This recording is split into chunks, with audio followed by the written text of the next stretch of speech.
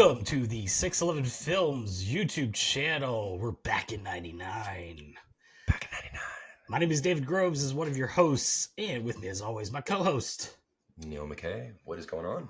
What's going on? We're back in 99. We're doing more kind of the holiday films, and on this one, we have the ensemble movie of the year, not Magnolia, 200 Cigarettes. This is like number 4 of your best movies ever seen, right? It is up there. It is up there. No. Okay, so we were trying to think of things that came out that were holiday themed, and this was like the New Year's Eve movie and stuff. And I was like, I seem to remember seeing it and thinking it was like, it wasn't super memorable, but I was like, it was all right. And then I was kind of like watching clips on YouTube, and I was like, oh, this was not very good. This was kind of not funny and kind of silly. But this is one that skipped me again. One of those 99 movies that I'd never seen. So yeah, I just recently watched it earlier this week. I mean, for such a great cast, for all these kind of big Paul Rudd, Ben Affleck coming off of Good Will Hunting, and Christina Ricci and all these people, some no names. Dave Chappelle was a little shining Dave Chappelle's kind of funny. Not super. This was pre-Chappelle show, so he wasn't. Yeah, maybe right around what was his stoner movie. What was the stoner movie he did? Oh, Half Baked. Half Baked. Yeah, I think he had done that, but like that was kind of he was kind of relatively unknown.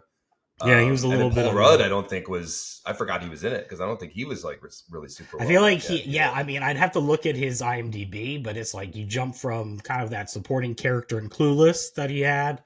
Yeah, and then it's like, what did he do in the middle of that and this? I'm sure there was, stuff he did. But he didn't become like Paul Rudd like until I feel like, I don't know, 10, 15 years ago, like sure, 2010-ish. That's when he was like the big name. I feel like Anchorman kind of solidified him more. Oh yeah, that's true.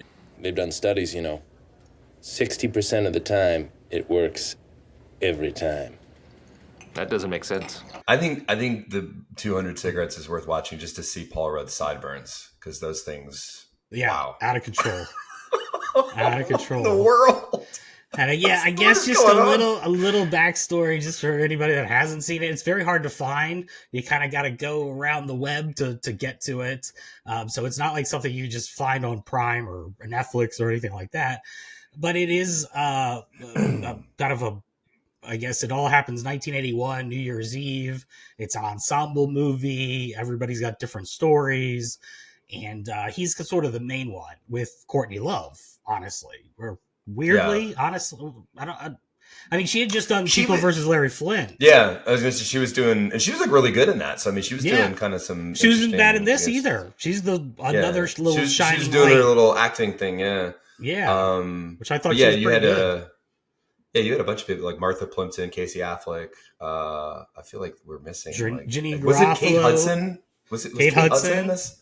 Yeah, Kate Hudson, Jay Moore, who we just did with Go. So yeah, a bunch of decent names, but a story that just made no sense and was just a meandering. Yeah, it was kind of boring. It was kind of So now I don't know if this. I was trying to like find out if. I don't know if this is the first one, but I feel like all of those like holiday ensemble movies, like New Year's Eve. Wasn't there a movie called New Year's Eve with like Robert De Niro? Yeah. But like the Gary Love Marshall Actually, did like New Year's Eve, Valentine's Day, yeah, back in the early 2010s, and that's that. And then like Love Actually, like this, like all of those, like this is what. Like I feel like was this before that, so I don't know if this was the inspiration to do those kinds of movies, but maybe not. I don't know. I feel like this movie it came and went. I don't know.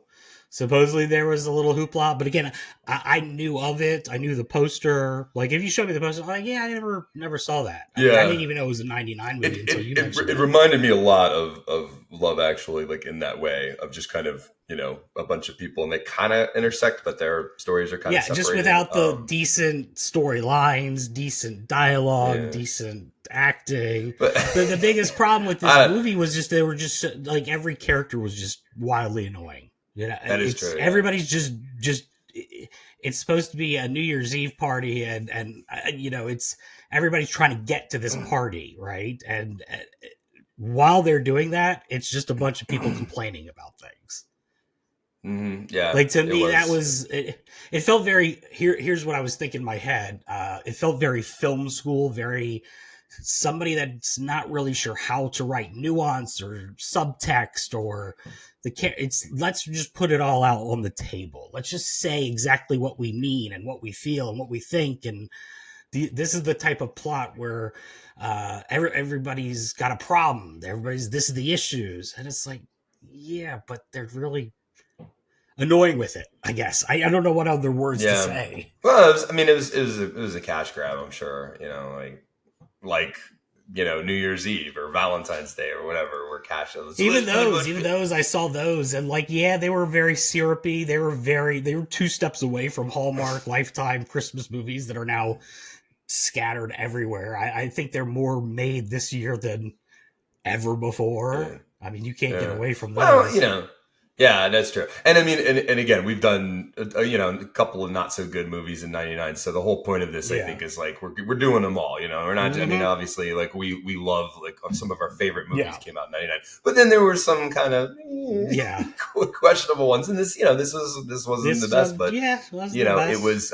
It did get better. I will say the ending sort of like they're the wrap up and everything else. Like it wasn't the worst thing I've ever seen, but it wasn't even close to there was something weird about it where it felt 90s. Like, I mean, obviously it was taking place in the 80s, but it felt like a 90s movie. Yeah, like, it's funny when you say that.